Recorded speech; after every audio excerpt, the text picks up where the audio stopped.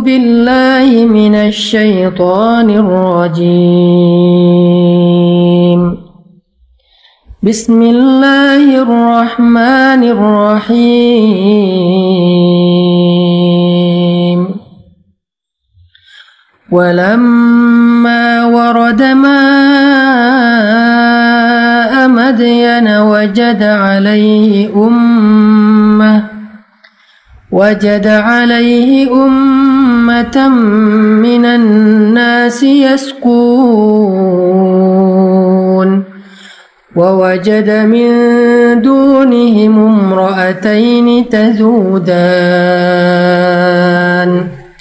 قال ما خطبكما قالتا لا نسقي حتى يصدر الرعاء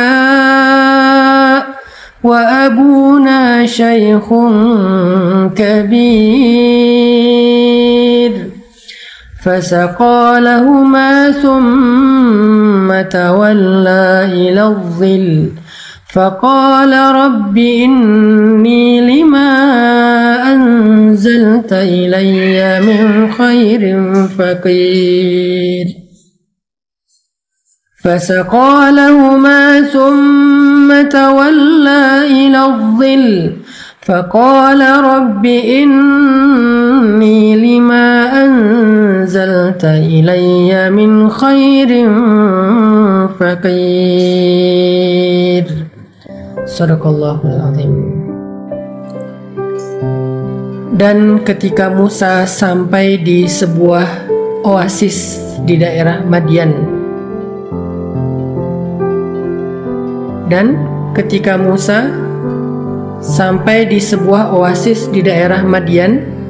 Madian itu kalau sekarang adalah kawasan Yordania, maka Musa mendapati di oasis itu sekelompok orang sedang memberi minum kepada ternak mereka.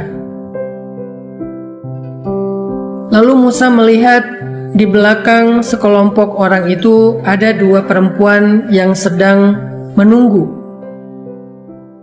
Lalu Musa datang kepada mereka berdua dan bertanya, "Ma khatbukuma?" Apa masalah kalian yang bisa saya bantu? Kedua perempuan itu berkata, La nasqi hatta yusdirar ri'a. Kami tidak bisa memberi minuman ternak-ternak kami sampai para penggembala itu selesai dengan urusan mereka. Wa abuna syaikhun kabir. Dan ayah kami adalah orang yang sudah tua dan tidak mampu memberi minuman kepada ternak. Fasaqa lahuma thumma tawalla ila dhil. Maka Musa pun membantu kedua perempuan itu untuk memberi minuman ternak mereka. Kemudian Musa beristirahat di bawah sebuah pohon. Faqala, lalu dia berdoa, Rabbi, inni lima anzalta ilayya min khairin faqir. Ya Rabbi, sesungguhnya aku sangat membutuhkan kebaikan yang Engkau turunkan kepadaku. Shadaqallahul Azim. Teman-teman yang dirahmati Allah Subhanahu wa taala, kisah yang kita baca barusan adalah salah satu penggalan dari kisah panjang Nabi Musa di dalam surat Al-Qasas. Dan sesuai dengan tema kita dalam live adalah fiqhul masyair, fikih perasaan, maka kita malam ini pengen belajar tentang bagaimana Nabi Musa mengendalikan dan mengatur perasaannya terhadap lawan jenis. Jadi di sini Nabi Musa ketemu dua perempuan cantik, single, dan sedang membutuhkan bantuan. Kemudian kita juga belajar bagaimana dua perempuan ini menjaga dirinya, menjaga kehormatannya, bahkan menjaga perasaan tertariknya kepada seorang laki-laki cakep, ganteng, keren, cool, rambutnya sepundak, ikal, badannya proporsional, aura wajahnya bercahaya, baik hati pula, perhatian, kuat, dan keren. Sesuai dengan judul kita malam ini adalah, judul tema live kita adalah Fiqhul Masyair, fikih perasaan. Maka malam ini kita akan belajar fikih perasaan dalam kisah Musa dan calon istrinya. Karena kisah yang kita baca ini adalah kisah cinta Nabi Musa dengan calon istrinya. Kisah pertemuan Nabi Musa dengan istri beliau. Ceritanya adalah Nabi Musa ceritanya lari dari Mesir karena ada kasus di Mesir. Waktu itu Nabi Musa nggak sengaja ngedorong orang Mesir terus mati. Karena Nabi Musa ini terkenal sebagai nabi yang sangat kuat, nabi yang sangat tangguh, nabi yang sangat yang sangat perkasa gitu, sehingga tenaga beliau itu di atas rata-rata. Saking kuatnya Nabi Musa, tenaga beliau di atas rata-rata. Jadi jagoan banget nih Nabi Musa.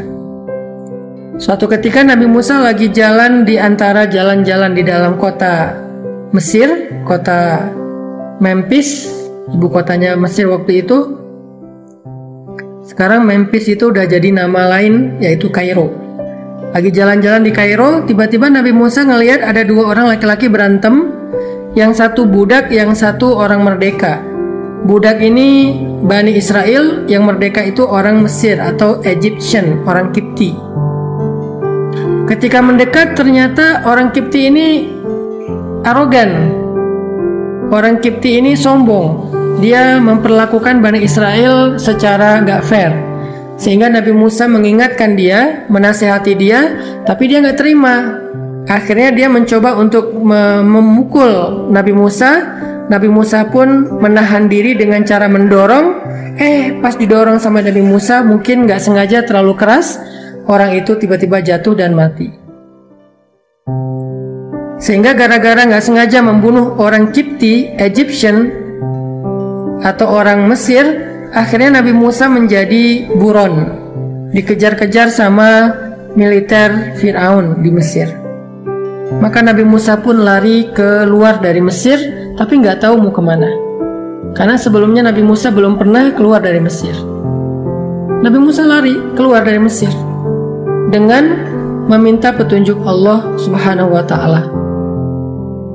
Apa kata Nabi Musa ketika keluar dari Mesir? Rabbi asa ayyahdiyani sawa as-sabil. Semoga Tuhanku akan memberiku jalan yang lurus. Semoga Tuhanku akan memberiku petunjuk kepada jalan yang lurus. Asa Rabbi ayyahdiyani sawa as-sabil. Jadi Nabi Musa mengawali perjalanannya dengan doa safar. Ini juga menjadi pelajaran buat kita semuanya.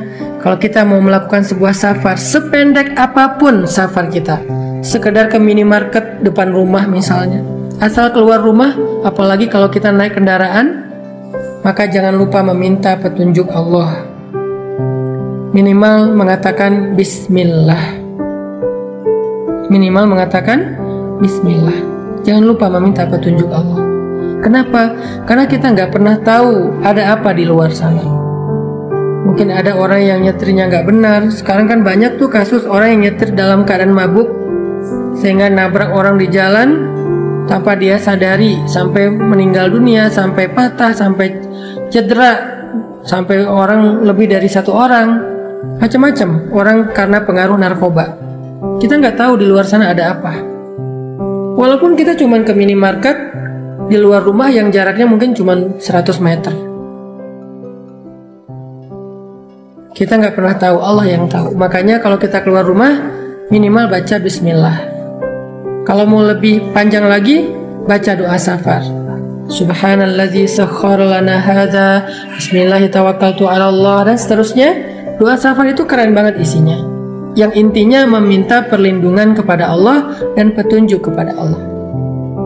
Itu yang dilakukan Nabi Musa. Dan gak akan kecewa orang yang berdoa kepada Allah, sebagaimana Nabi Musa di awal perjalanannya saat lari keluar dari Mesir berdoa kepada Allah, gak kecewa. Perjalanan beliau adalah perjalanan yang dibimbing oleh Allah Subhanahu wa Ta'ala. Jadi pelajaran pertama dari adegan Nabi Musa ini adalah jangan lupa meminta bimbingan, perlindungan, petunjuk dari Allah, terutama saat kita melakukan safar. Walaupun safar kita itu safar yang singkat, sekedar kita mau keluar rumah mencari jajanan, mau belanja. Nah, ketika Nabi Musa sampai di daerah Madian, setelah perjalanan beberapa hari, Nabi Musa jalan kaki dengan bekal yang seadanya, dengan pakaian seadanya, nggak pakai kendaraan. Kebayang nggak capeknya jalan dari Mesir sampai ke Yordania jalan kaki sendiri, nggak ada guide, nggak ada kendaraan, nggak ada bekal yang cukup, bekal seada-adanya, namanya juga lari mendadak. Mungkin cuma bawa beberapa butir korma sama air seadanya, sehingga Nabi Musa melakukan perjalanan yang sangat melelahkan, perjalanan yang sangat berat, perjalanan yang sangat panjang dari Mesir sampai ke Yordania atau Madian.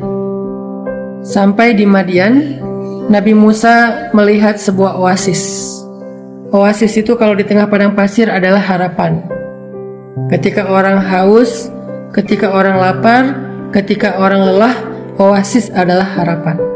Di tengah padang pasir yang gersang, gak ada air, panasnya luar biasa, maka ketika melihat oasis, itu rasanya kayak melihat surga.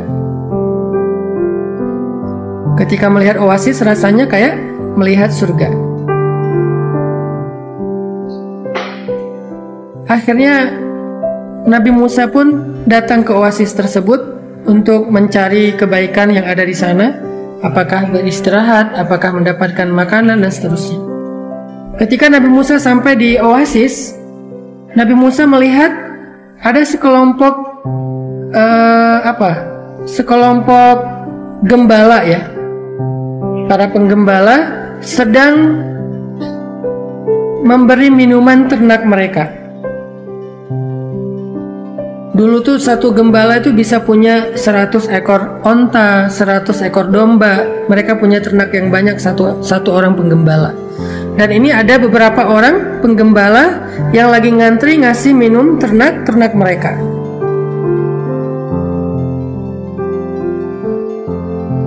Dan yang luar biasanya, Nabi Musa melihat di belakang antrian penggembala itu ada 2 cewek, ada 2 perempuan, ada 2 gadis yang sedang menunggu sambil memegang tali ternak-ternak mereka.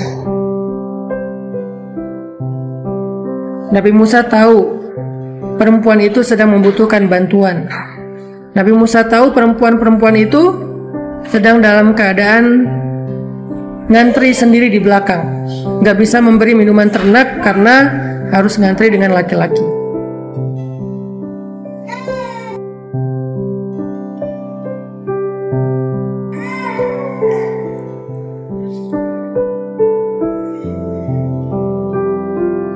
Akhirnya Nabi Musa pun datang kepada mereka. Lalu Nabi Musa bertanya kepada kedua perempuan ini, "Ma khatbukumah?" Apa masalah kalian? Ma khatbukumah? Apa masalah kalian? Nabi Musa nggak nanya alamat mereka, Nabi Musa nggak basa-basi, Nabi Musa nggak caper kepada mereka.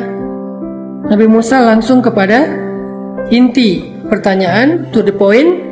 Ma khatbukumah? Kalau bahasa kita, apa yang bisa saya bantu? Kalau bahasa kita, ada yang bisa saya bantu, itu arti ma khatbukumah.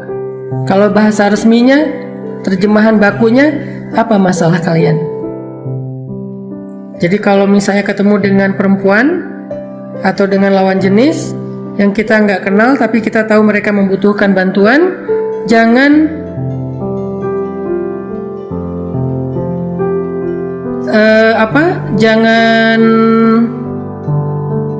basa-basi. Jangan terlalu caper, jangan terlalu berlebihan, tetapi fokus aja kepada niat baik kita pengen membantu. Sehingga kita bertanya, ada yang bisa saya bantu? Ada masalah yang bisa saya tolong? Ada yang bisa saya lakukan? Atau apapun bahasa yang lebih luas, selama itu tidak berlebihan. Itulah yang dilakukan Nabi Musa alaihissalam untuk menjaga perasaan. Perasaan siapa? Perasaan beliau dan perasaan perempuan tersebut. Ini namanya fiqhul masyair, fikih perasaan. Orang yang paling mengerti tentang perasaan, yang peka tentang perasaan, mereka akan hati-hati menjaga perasaan. Karena Nabi Musa nggak kenal perempuan itu. Jangan sampai ternyata itu istri orang. Kalau Nabi Musa udah terlanjur caper, Nabi Musa udah basa-basi, sehingga terjadi fitnah, nanti suaminya akan kecewa, suaminya akan sedih. Yang lebih parah lagi, suaminya akan marah dan akan terjadi keributan. Berarti kan kita nggak bisa jaga perasaan orang.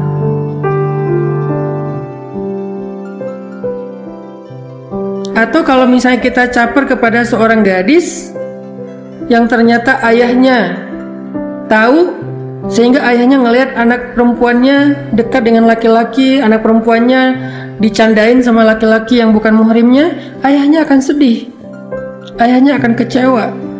Berarti kita nggak bisa menjaga perasaan.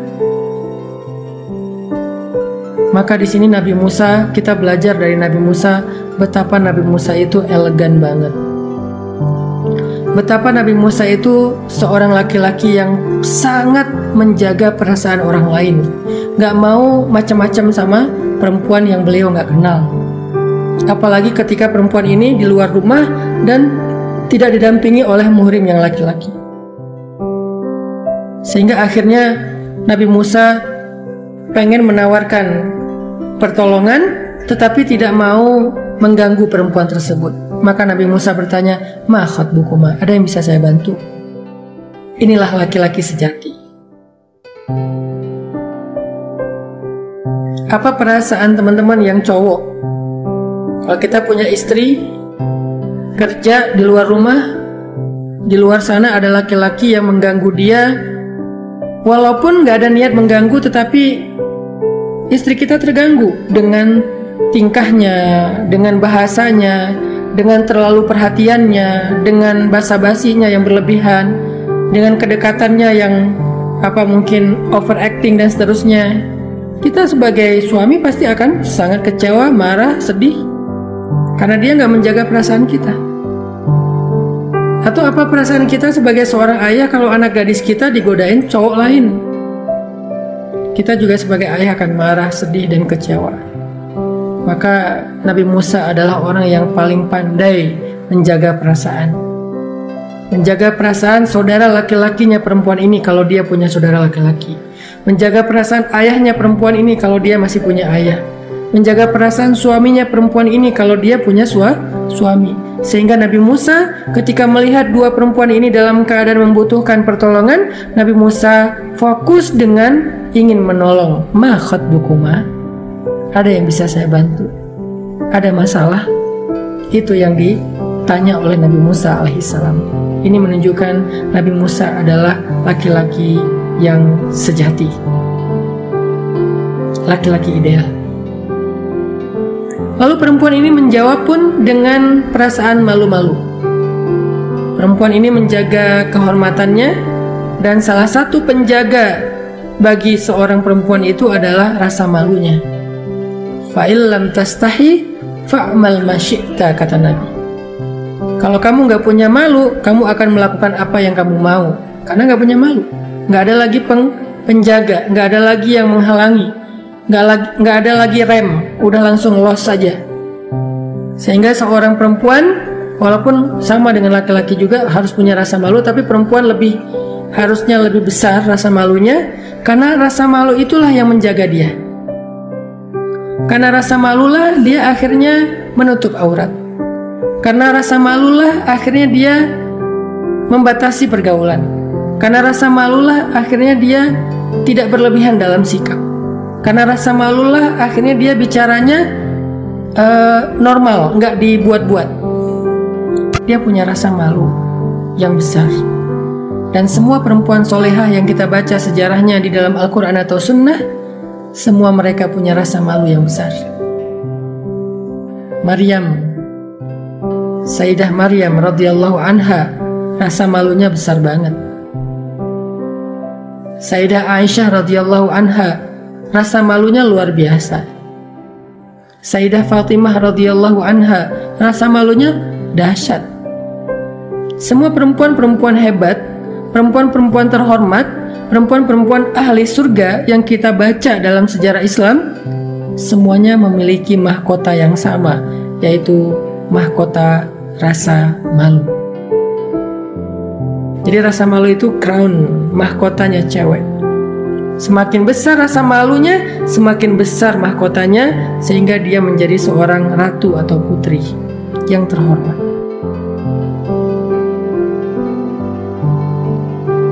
Maka kedua perempuan ini pun menjawab, La nasqi hatta yusdirar ri'a. Kami ingin memberi minuman ternak kami, tetapi kami nggak bisa memberi minuman ternak sampai para penggembala itu selesai. Di sini ketahuan kehormatan luar biasa.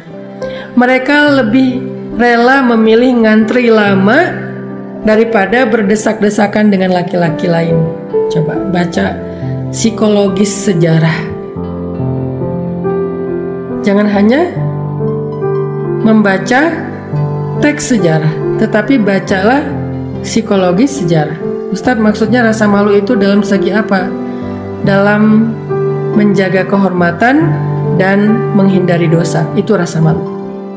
Berbuat sesuatu yang dosa, yang tercela, menjaga kehormatan, itu adalah penjaganya rasa malu. Itu maksudnya. Dan perhatikan, saking pemalunya perempuan ini, mereka lebih rela ngantri untuk memberi minuman ternak mereka, ngantri lama, nunggu lama, daripada berdesak-desakan dengan laki-laki yang bukan muhrim. Ini saya nggak lagi ngomongin fikih. Jadi coba teman-teman menerjemahkannya dari angle motivasi, bukan dari angle fikih. Karena kalau dari angle fikih nanti akan sangat spesifik kasusnya. Kadang-kala emang kita terpaksa untuk berdesak-desakan kayak di bus, di kendaraan umum. Gak mungkin juga kan kita nunggu kendaraan kosong baru kita naik, gak mungkin. Jadi di sini saya nggak lagi ngomongin fikih, karena kalau udah ngomongin fikih, saya harus ngomong lebih detail. Ada pengecualian-pengecualiannya secara fikih yang kita harus berdamai. Kalau kita masih bisa naik kendaraan sendiri, ya alhamdulillah. Tapi kan nggak semua orang punya kendaraan.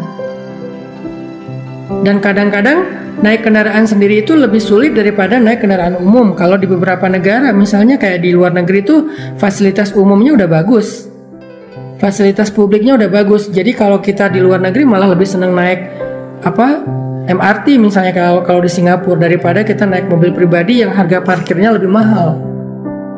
Kan kondisinya beda-beda ya. Di Indonesia mungkin kita lebih enak naik kendaraan pribadi kalau punya, karena kendaraan umum kita mungkin belum sebagus di luar negeri. Tapi di luar negeri lebih gampang naik fasilitas umum, kendaraan umum, karena memang fasilitasnya udah bagus. Nah, fikihnya beda, kondisinya beda. Tapi dari sisi motivasi, dari sisi moral, kita lagi belajar dari calon istrinya Nabi Musa. Seberapa rasa malu mereka luar biasa. Sehingga nanti nilai moral ini kita coba terjemahkan, kita convert menjadi behavior kita, menjadi perilaku kita, menjadi spirit kita dalam bersikap.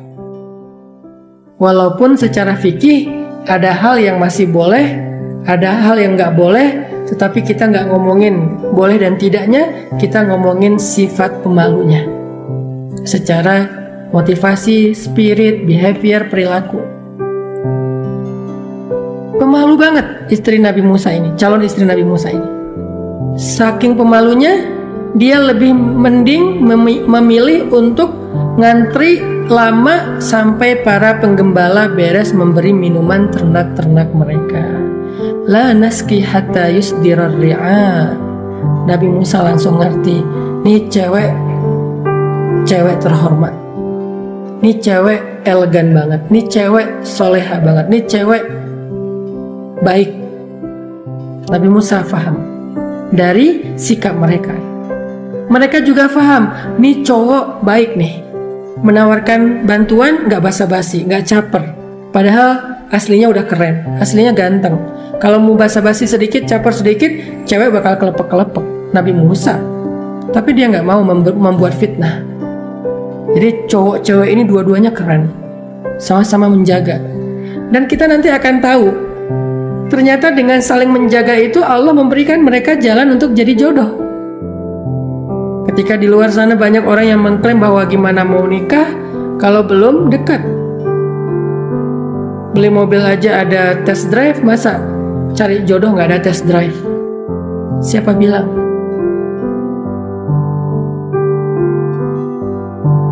Padahal Nabi Musa dan calon istrinya termasuk orang yang sangat menjaga dan membatasi diri, tapi bisa jadi pasangan. Jadi nggak usah khawatir soal jodoh. Nggak gara-gara kita nggak pacaran terus kita nggak nikah, nggak gara-gara kita nggak punya teman lawan jenis terus kita nggak punya calon jodoh. Nggak gitu sih jodoh tuh rumusnya. Rumus jodoh itu nggak pakai logika. Rumus jodoh itu pakai iman, pakai ketaatan. Itulah rumus jodoh. Yang baik ketemu yang baik, berarti taat kan? Bukan kalau udah dekat jadi jodoh, belum tentu. Banyak udah dekat banget sampai melewati batasan syariat, terus nggak jadian, putus, banyak. Jadi rumusnya bukan logika kita, rumusnya bukan emosional kita, rumusnya itu iman dan ketaatan. Akhirnya Nabi Musa ketika tahu jawaban perempuan ini bahwa mereka nggak bisa ngasih minuman ternak sampai laki-laki yang penggembala itu beres, dan mereka memberi alasan bahwa mereka punya ayah tapi ayah mereka udah tua renta sehingga nggak bisa lagi memberi minuman ternak, karena memberi minuman ternak ini butuh tenaga. Maka Nabi Musa fasaqalahuma, membantu kedua perempuan ini dengan cara memberi minuman ternak mereka. Nabi Musa mengambil ternak-ternak mereka, dibawa ke sumur. Nabi Musa ambil timba, dan timbanya orang Arab waktu itu adalah timba yang berat, timba dari kayu yang dilem gitu, pokoknya timba jadul banget yang berat tuh. Belum diisi air aja udah berat, apalagi diisi air. Maka Nabi Musa turun ke dalam sumur. Sumur orang Arab tuh gede, luas, sehingga orang kalau mau ngambil air tuh bukan timba pakai tali, turun ke bawah. Turun ke dalam, ngambil air, ngasih kepada ternak. Udah beres, turun lagi, ngambil air, ngasih kepada ternak. Sampai semua satu persatu ternak-ternak itu selesai minum air. Dan mungkin itu butuh waktu setengah jam atau 1 jam, tergantung jumlah ternaknya. Fasaqalahuma, maka Nabi Musa pun memberi air kepada ternak itu untuk membantu kedua perempuan tadi. Lihat, Nabi Musa itu lagi capek banget. Nabi Musa itu habis melakukan perjalanan panjang sendiri, gak ada guide, gak ada kendaraan, gak ada bekal, gak ada baju hangat. Sampai di sebuah sumur, ngelihat 2 orang cewek sedang membutuhkan bantuan. Nabi Musa langsung datang bertanya, "Ma khatbukuma, ada yang bisa saya bantu? Kalian ada masalah?" Lalu ketika tahu kebutuhan mereka memberi minuman ternak, Nabi Musa langsung buru-buru ngambil ternak itu, diberi minuman satu-satu sampai beres. Lalu perempuan itu pergi aja. Ini menunjukkan Nabi Musa adalah seorang laki-laki sejati, gak akan membiarkan perempuan sendiri kesusahan. Walaupun beliau capek banget, walaupun beliau mungkin ngantuk banget, walaupun beliau sendiri itu udah lelah banget, masih mau bersusah payah membantu 2 orang perempuan supaya menjaga kehormatan mereka.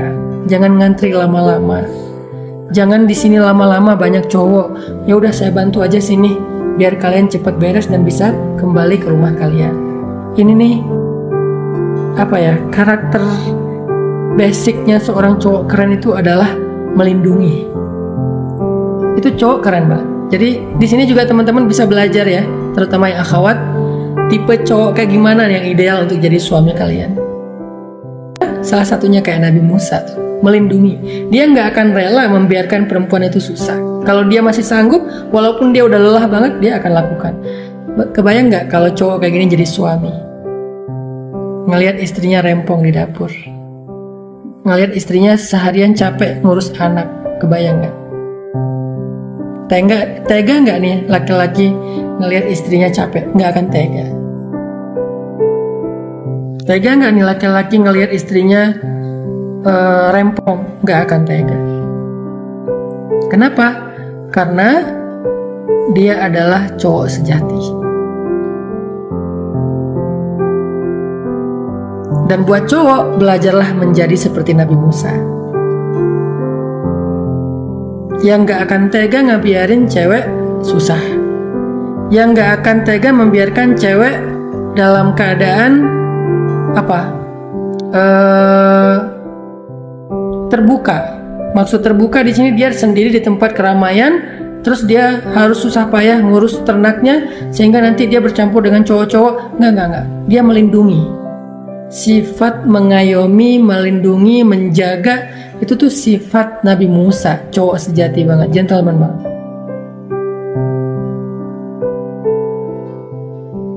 Saya tuh sering banget ngebahas tentang Nabi Musa dari zaman awal-awal dulu saya ceramah tentang hijrah.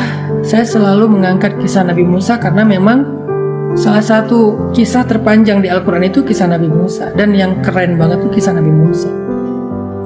Kita belum lagi baca nanti kisah-kisah yang lain di surat kalau nggak salah di surat Al-Ahzab gitu, yang tentang fisiknya Nabi Musa. Pokoknya keren abis deh pokoknya Nabi Musa. Dalam keadaan lelah, Nabi Musa masih punya perasaan pengen nolong.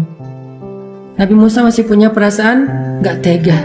Jadi buat cowok-cowok yang naik kendaraan umum, terus dia duduk di kursi, lalu tiba-tiba masuk cewek, masih ngebiarin cewek itu berdiri, itu tuh bukan cowok sejati. Jangan pernah lakukan itu. Belajar spontan untuk berdiri kalau ngelihat cewek di depan kita sedang berdiri di tempat umum dan kita duduk, ada tempat duduk. Jangan pernah duduk, berdiri. Tapi cewek itu nggak berhijab, nggak ada urusan. Tapi cewek itu pakai salib, nggak ada urusan. Mau dia muslim, mau dia non muslim, mau dia udah taat, mau dia belum taat, itu bukan bagian kita. Bagian kita adalah berkewajiban mengayomi, melindungi, membantu, menjaga. Sebagai laki-laki menjaga perempuan. Mau dia muhrim kita, mau bukan muhrim, nggak ada batasan, jagain aja semua. Apalagi kalau perempuan itu orang tua, ibu-ibu, nenek-nenek. Perempuan itu dalam keadaan hamil. Karena saya pernah ngeliat ada cowok duduk dengan tenang, dengar pakai headset, dengar musik mungkin, dan dia secara fisik normal, bukan orang yang disabilitas. Di depannya ada perempuan berdiri. Memang bukan perempuan, bukan orang tua, tapi namanya perempuan, kita harus menghargainya. Dia duduk aja anteng sampai beres. Waktu itu saya lagi naik kendaraan di mana gitu. Ada beberapa kali kejadian.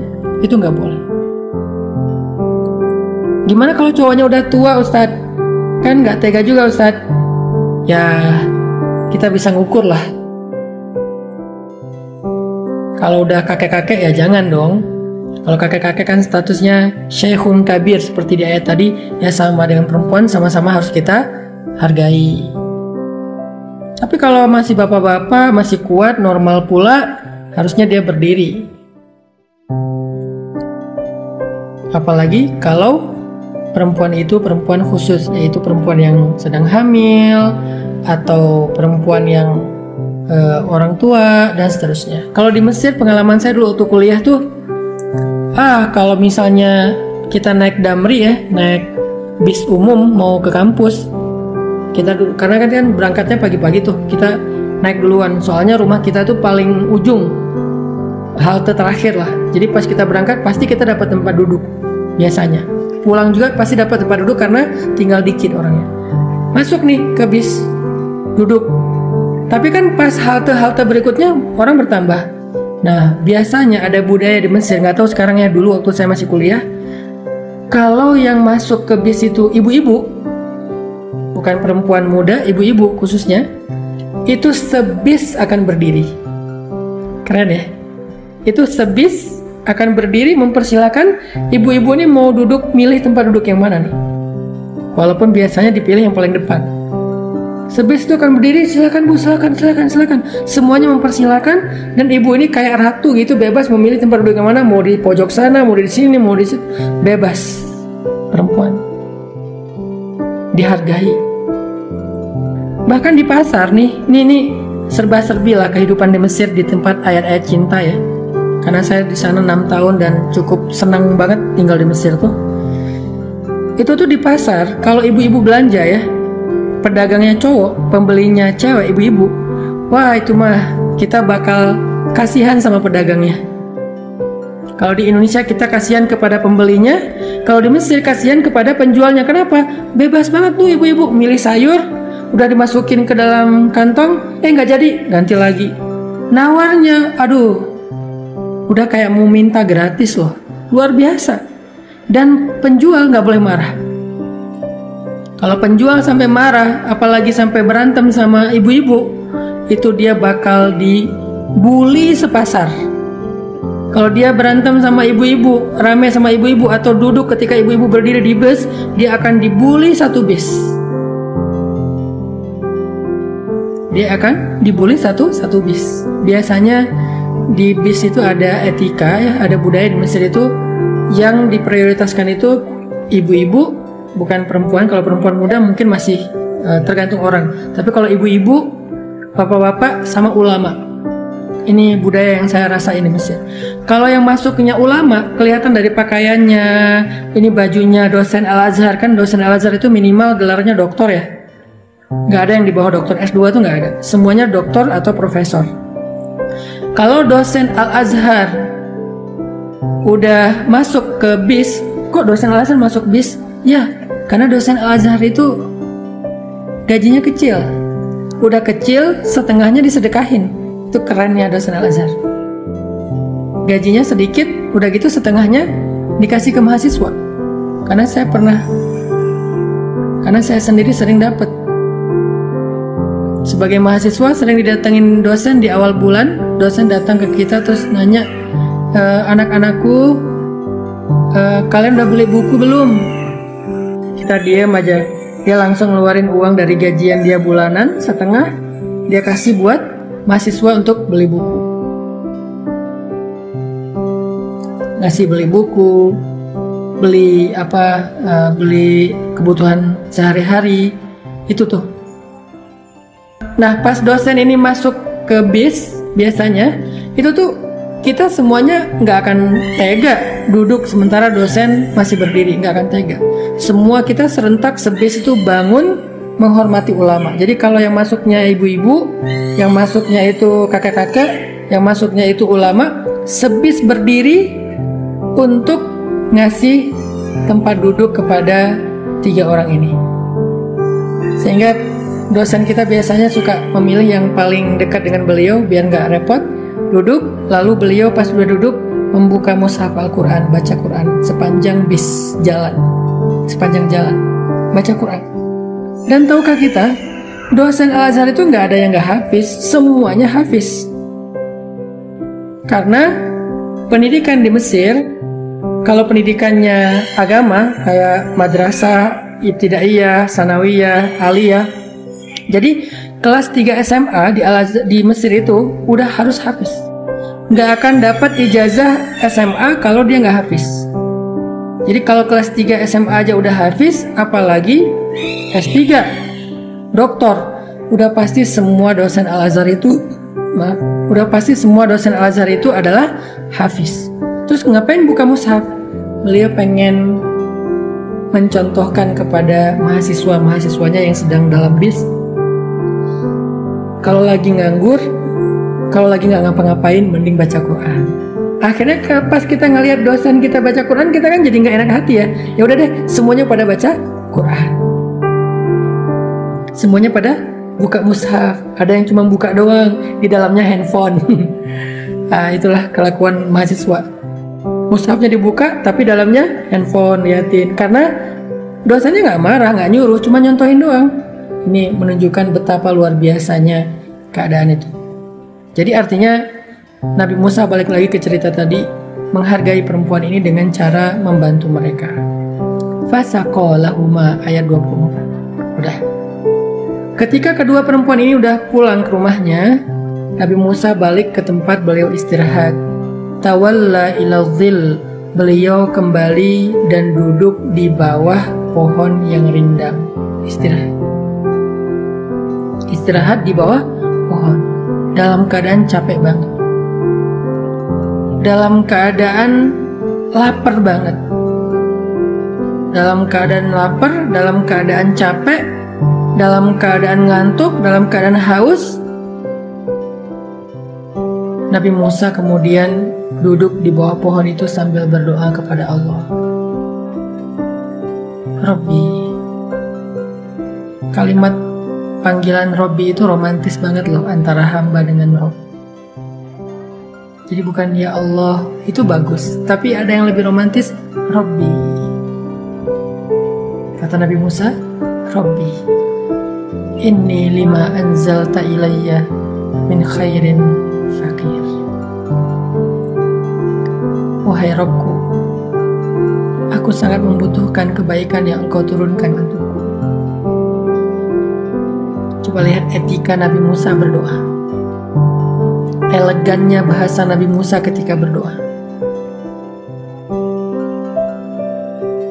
Nabi Musa bilang apa? Robku, aku sangat membutuhkan apa yang Engkau turunkan dari kebaikan untukku. Nabi Musa nggak bilang, ya Allah saya lapar, enggak. Nabi Musa nggak bilang, ya Allah saya haus, enggak. Nabi Musa nggak bilang, ya Allah saya nggak tahu harus nginep di mana malam ini, nggak ada tempat tinggal, enggak. Tapi Nabi Musa bilang, ya Robku, sesungguhnya aku sangat membutuhkan kebaikan yang Kau turunkan untukku. Apa maksudnya? Nabi Musa menyerahkan kebaikan apa yang akan Allah turunkan untuk beliau terima. Nabi Musa nggak mau mengatakan secara spesifik, walaupun boleh berdoa secara spesifik itu boleh. Tapi saking pemalunya Nabi Musa, saking gak enaknya Nabi Musa sama Allah, saking elegannya bahasa Nabi Musa, saking yakinnya Nabi Musa bahwa Allah itu pasti memberikan yang terbaik, maka Nabi Musa bilangnya, Rabbi, inni lima anzalta ilayya min khairin fakir. Ya Allah, ya Rabbi, aku sangat membutuhkan kebaikan yang Engkau turunkan untukku. Kebaikan dalam bentuk yang masih sangat umum. Bisa makanan, bisa minuman, bisa tempat tinggal, bisa keluarga, bisa apapun. Nabi Musa nggak spesifik karena kenapa? Nabi Musa berserah aja, terserah Allah mau ngasih apa, saya ridho. Terserah Allah mau ngasih kebaikannya yang bentuknya apa, aku terima ya Allah. Yang jelas aku sangat butuh dan aku nggak punya apa-apa, fakir. Disinilah kita belajar kepada Nabi Musa satu hal. Apa? Belajar merasa fakir di hadapan Allah Subhanahu wa Ta'ala. Fikih perasaan. Belajar perasaan fakir di hadapan Allah Subhanahu wa Ta'ala. Apa itu perasaan fakir? Perasaan gak punya apa-apa. Perasaan gak bisa apa-apa tanpa Allah. Perasaan butuh hanya kepada Allah. Perasaan bergantung hanya kepada Allah. Jadi dari doa ini kita belajar merasa fakir di hadapan Allah. Coba teman-teman bayangin seorang laki-laki yang fakir, miskin, fakir banget, bukan miskin, fakir banget. Lalu ketemu dengan orang kaya, kira-kira gimana sikapnya? Lalu ketika diberikan satu bantuan oleh orang kaya, gimana sikapnya? Saya pernah ngasih kayak sedekah kecil-kecilan gitu kepada seseorang. Angkanya kecil sih, cuma 50.000 gitu ya, ngasih 50.000. Itu orangnya nangis loh. 50.000 itu mungkin uang pulsa kita.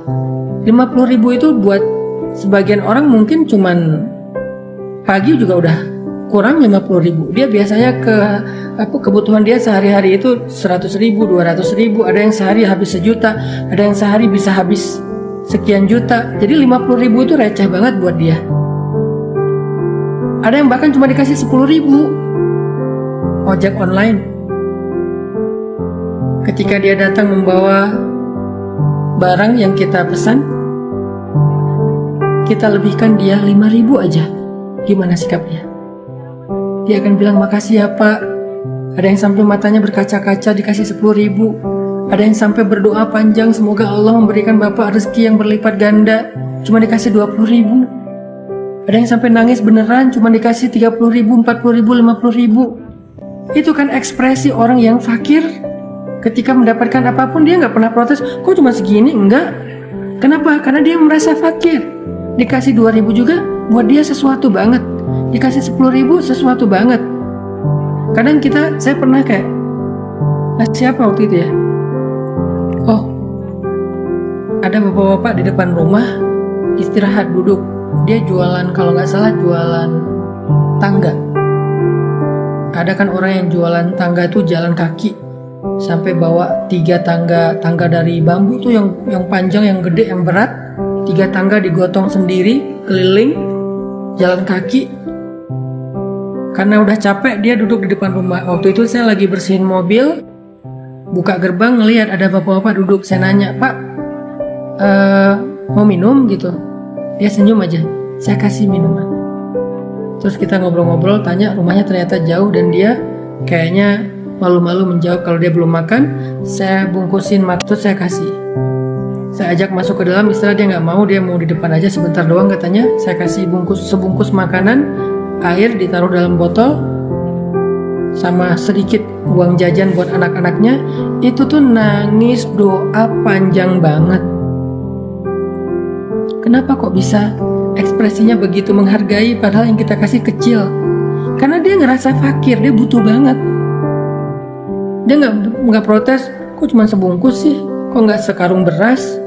Dia nggak protes, kok cuma air sih. Dia nggak protes, kok jajannya cuma segini sih. Kenapa? Karena dia ngerasa dirinya tuh butuh. Dia fakir, nggak punya apa-apa, sehingga dikasih apapun, sekecil apapun buat dia tuh berharga. Itu perasaan fakir. Sehingga ketika kita memiliki perasaan itu kepada Allah, merasa fakir di hadapan Allah, maka muncullah rasa syukur. Dikasih apa aja kita bersyukur, karena menurut kita semua itu baik dan kita butuh. Dikasih berapapun kita bersyukur. Tapi kalau kita ngerasa kaya di hadapan Allah, pasti standarnya beda. Standar orang kaya sama orang fakir tuh beda. Orang kaya dikasih uang 20.000 tuh bukannya berterima kasih, malah merasa dihinakan. Lo ngehina gua ya, mau ngasih uang kayak gini, gitu kan? Malah marah gitu, dikasih uang 20.000. Dia baru merasa berharga kalau dikasih 1 juta. Bahkan ada orang yang kalau dikasih 1 juta juga merasa kayak dihina. Ini apa-apaan nih? Lo mau ngasih uang gua receh kayak gini? Lo nggak menghargai gua, dan seterusnya. Dia mintanya 10 juta, 20 juta. Jadi artinya kalau kita merasa kaya di hadapan Allah, merasa punya segalanya, susah bersyukur, susah menghargai pemberian Allah. Yang ada kita protes. Kalau kita merasa udah keren, ketika dikasih jodoh oleh Allah, kita ngerasa kayak, kok gini doang sih jodoh saya? Emang kita keren gitu? Jadilah fakir. Fakir bukan hanya soal harta, total kehidupan kita. Saya itu orang biasa aja, bukan orang hebat, bukan orang keren, bukan orang ganteng, bukan orang cantik. Sehingga saya nggak merasa harus mendapatkan pasangan yang harusnya kayak gini spesifik. Enggak. Jangan merasa keren di hadapan Allah. Jangan merasa kuat di hadapan Allah. Jangan merasa sempurna di hadapan Allah. Jangan merasa kaya di hadapan Allah, karena itu awal dari kedurhakaan. Kalla innal insana la yatgha ar-ra'ahu istaghna. manusia itu akan melampaui batas, banyak dosa kalau dia memandang dirinya serba cukup.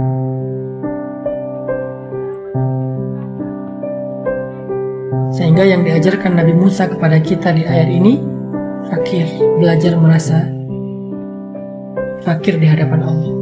Sehingga kita merasa membutuhkan apapun yang Allah berikan, dan kita menghargai seberapapun yang Allah berikan. Coba dengarkan firman Allah di dalam surat Fatir. Surat Fatir itu surat 35 ayat 15. Surat Fatir surat 35 ayat 15. Coba dengarkan firman Allah. Ya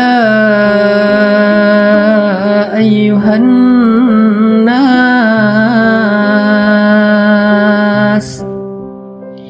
ya ayyuhan nas, antumul fuqara'u ila Allah. Ya ayyuhan nas, antumul fuqara'u ila Allah. Wallahu huwal ghaniyyul hamid.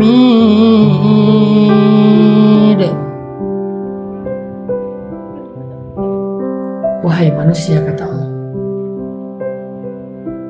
wahai manusia, kalian itu fakir, gak punya apa-apa, gak ada apa-apanya di hadapan Allah. Kalian semua fakir di hadapan Allah. Kalian semuanya butuh kepada Allah. Dan Allah, dialah yang maha kaya dan maha terpuji.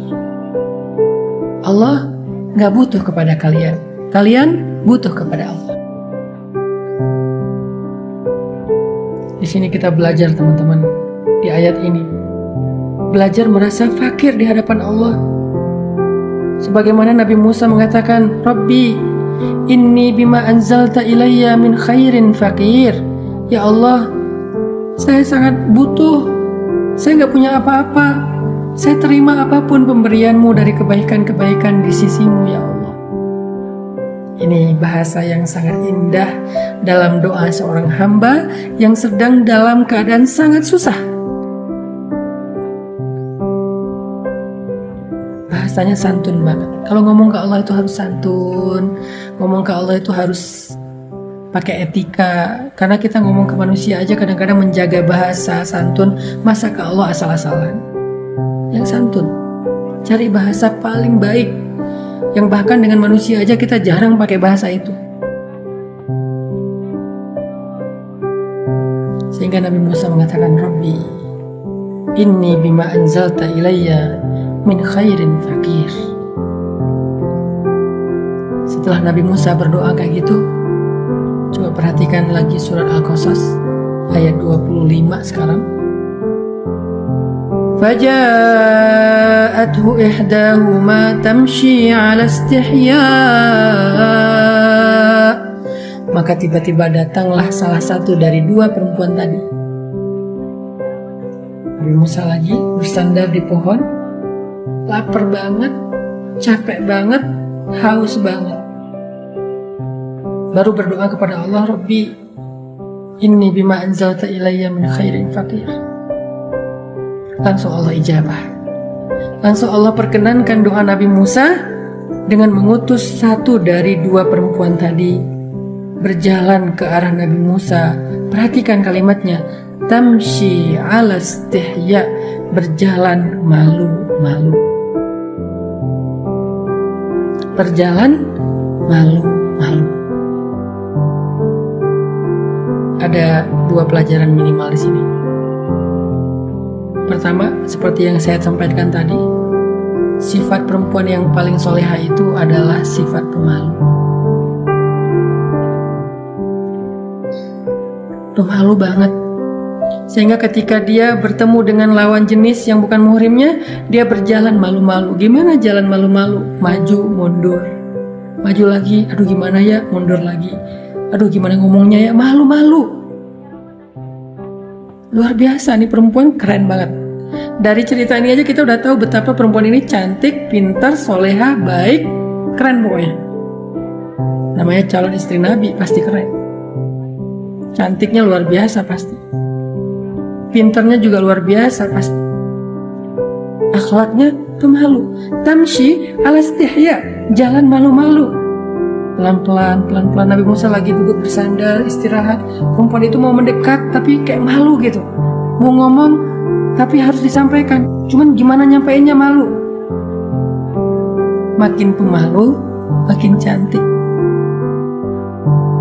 Ini buat cowok-cowok. Kalau cewek tadi udah tahu calon dari cowok yang keren tuh gimana. Kalau sekarang buat cowok-cowok, cewek yang keren tuh kayak gimana? Cowok yang keren kayak Nabi Musa, mengayomi, perhatian, apalagi menjaga, menolong, nggak tegaan, itu cowok keren. Cewek keren, malu-malu. Makin malu, makin cantik. Bukan makin malu-maluin ya, makin malu, makin cantik. Jadi cantiknya bukan fisik, cantiknya adalah karakter. Makin pemalu, makin soleha. Makin pemalu, makin ideal jadi istri. Karena dia akan menjaga diri, kita nggak akan khawatir terhadap dia. Kita akan tenang meninggalkan rumah, pergi kerja keluar kota. Karena istri kita pemalu. Dia nggak akan keluar batas. Dia sangat pemalu, dan pemalu itu yang menjaga dia.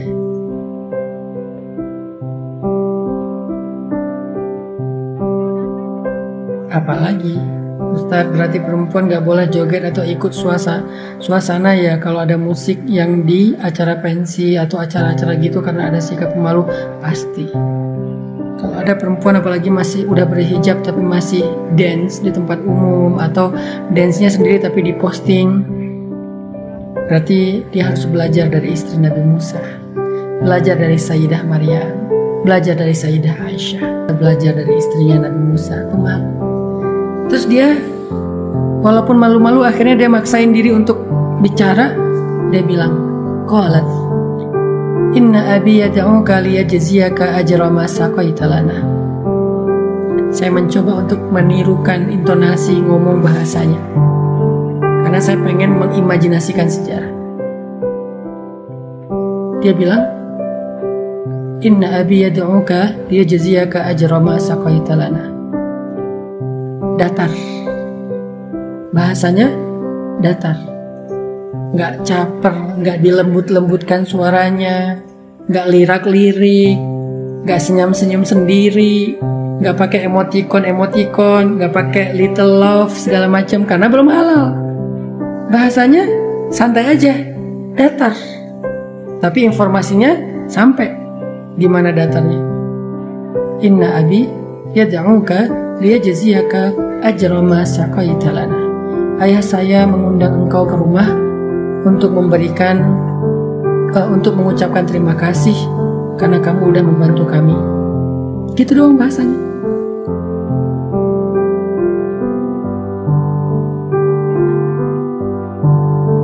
Ayah saya mengundang kamu ke rumah untuk mengucapkan terima kasih sebagai ucapan terima kasih karena engkau telah membantu kami. Udah segitu doang.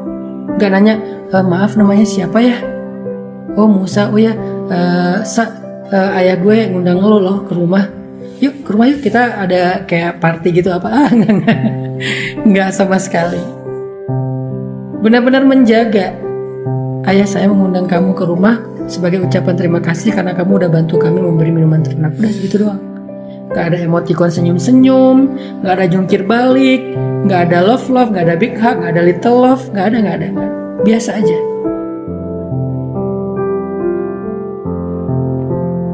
Dan Nabi Musa pun paham, sehingga akhirnya Nabi Musa pun ikut jalan bersama dengan perempuan ini ke rumahnya. Sampai di rumahnya, Nabi Musa ngobrol, cerita tentang kisah beliau kepada laki-laki tersebut, ayah perempuan tersebut.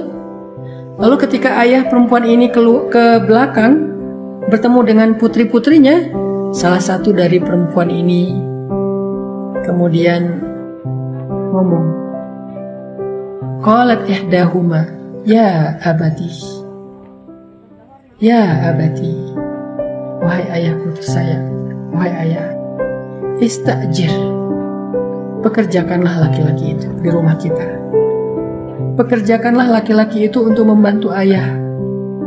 Inna khaira man istajart al-qawiyul amin. Karena yang paling baik laki-laki untuk engkau pekerjakan adalah laki-laki yang kuat dan laki-laki yang baik. Amanah.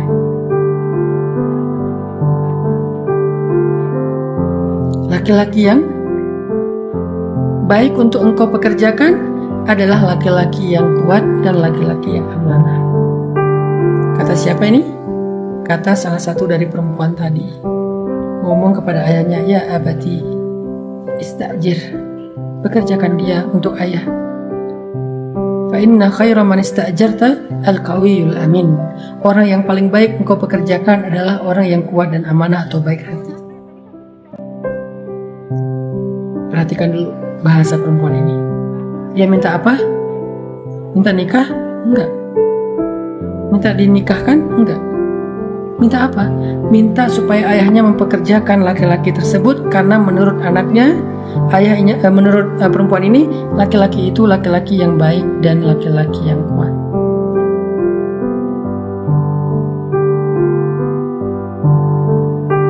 Dan ayah perempuan ini juga laki-laki yang terhormat, laki-laki yang bijaksana, faham maksud anaknya. Dia faham kalau anak perempuannya tertarik dengan laki-laki tersebut. Karena kalau nggak tertarik, dia nggak akan komen kalau laki-laki itu baik dan kuat. Dia tertarik, dia memperhatikan, sehingga dia bisa menyimpulkan laki-laki itu laki-laki yang baik dan kuat dan amanah, cocok bekerja di rumah kita. Sehingga ayahnya ini langsung ngerti, oh anak saya perhatian sama laki-laki tadi.